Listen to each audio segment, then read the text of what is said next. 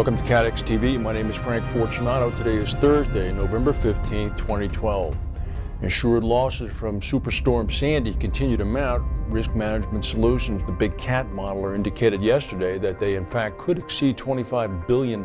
These are the insured losses, not the economic losses. Earlier estimates from AIR Worldwide and from EquiCat came in the $10 to $20 billion range. Meanwhile, the ratings agency Standard & Poor's continues to say that they think that this in fact will be an earnings event for the industry and will not result in any losses. They say that insured losses would have to exceed $50 billion in order to begin to deteriorate the reserves of insurance companies. Meanwhile, yesterday in Bermuda, at the second day of a conference hosted by none other than Standard & Poor's and Pricewaterhouse, top insurance executives expressed concerns about the limitations of CAT models used by the insurance industry, specifically in regards to Sandy, saying that it is still going to be some time before the full extent of the insured losses is going to come out. We just heard Risk Management Solutions say that they're going to exceed $20 billion. Marty Becker, the CEO of one of the big Bermuda reinsurers, Alterra, said Sandy has once again proved that contingent business interruption is very difficult to model. Today we sit here 2 weeks out and we can't seem to get a consensus within $5 billion. Joe Brandon, who's the executive vice president of the U.S. reinsurer Allegheny Corporation, said that 15 days later, there's still a lot of uncertainty about the industry loss, and people are still rounding to the nearest $5 billion.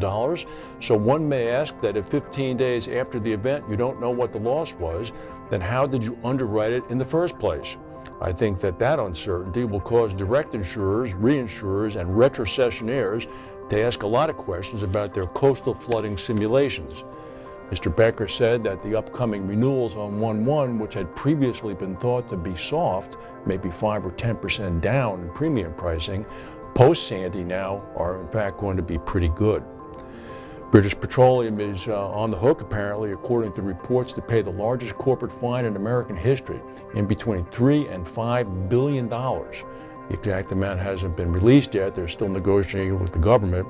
BP is apparently going to plead guilty to obfuscation for lying to Congress as to how much oil was pouring out of the Macondo oil well last year. Israel, the southern part of the country, has sustained now 200 rocket attacks emanating from the Gaza Strip. This is in the last 24 hours only. This is in response to an Israeli Defense Force attack on the Hamas terror infrastructure. Keep your eye on that. It's likely that with the Israeli election coming up at the end of January, Prime Minister Netanyahu is going to act. Marketform managing agency, Lloyd's Syndicate, is suing one of their former managing directors, a fellow named Nicholas Conway. They brought a claim against him in the high court. The full details aren't out yet. Conway worked on the international medical malpractice side of Marketform. That had been a sector that had sustained big losses for Marketform, especially the Italian medical malpractice sector. Zurich Insurance Group shares have come under selling pressure, down 3% on the bourse in Zurich itself right now. They missed their third quarter target. Analysts have been expecting $689 million in net income. They came in at $477 million. Again, this seems to be rating agency day. The Australian federal court fined Standard & Poor's, ordered them to pay a fine, I should say, of $31 million in damages to several Australian local governments. This is because they accused and found S&P guilty of failing to adequately price a very complex, highly leveraged credit derivative that was then sold to these municipalities. They gave it a AAA rating when the court said that in fact they yielded to pressure from the issuer, which in this case was a bank. They said S&P's rating was misleading and deceptive, and the information and statements made by the ratings agency was false. Negligent misrepresentations as well. So that's not a good thing for them, but it could lead to many other chain reactions as well.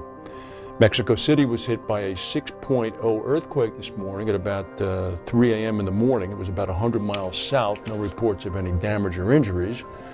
And here's an interesting story. According to the National Academy of Sciences and the Department of Homeland Security, in a report they came out with last night, Terrorists could black out large segments of the U.S. for weeks or months by attacking the power grid and damaging hard-to-replace components that are crucial to making it work. By blowing up substations or transmission lines with explosives or by firing projectiles at them. The report said terrorists could cause cascading failures and damage parts that would take months to replace, in the meantime causing thousands of people to die from cold or excessive heat and inflicting hundreds of billions of dollars of damage onto the economy. That's certainly no surprise, especially to us in the Northeast, who endured several days, if not weeks, of power after Hurricane Sandy. A particular concern, though, are giant custom-built transformers that increase the voltage of electricity to levels suited for bulk transmission and then reduce voltage for distribution to customers. Very few of those transformers are made in the U.S., and replacing them could take many months. Well, we read that and wondered where, in fact, were they made? So we found a June 2012 report from the Department of Energy titled Large Power Transformers and the U.S. Electric Grid. Two things. The United States is by far the biggest purchaser of these large transformers. Here's where they're made. Here are the companies.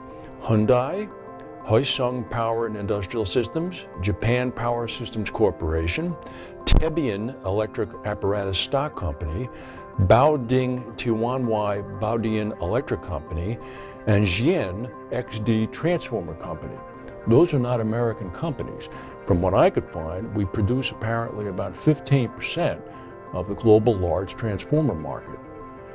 One other thing that we've heard, this is anecdotal, but it's been reported in the media, as these crews from around the country have come to our part of the U.S. to work on repairing the damage to the electric grid after the storm. The universal takeaway comment is that this grid is very antiquated and is in need of repair and is in terrible shape. I don't think we need to wait for a terrorist attack. That's the news for today. If we have any breaking news, we'll come back and tell you. Thank you for watching, and we'll see you.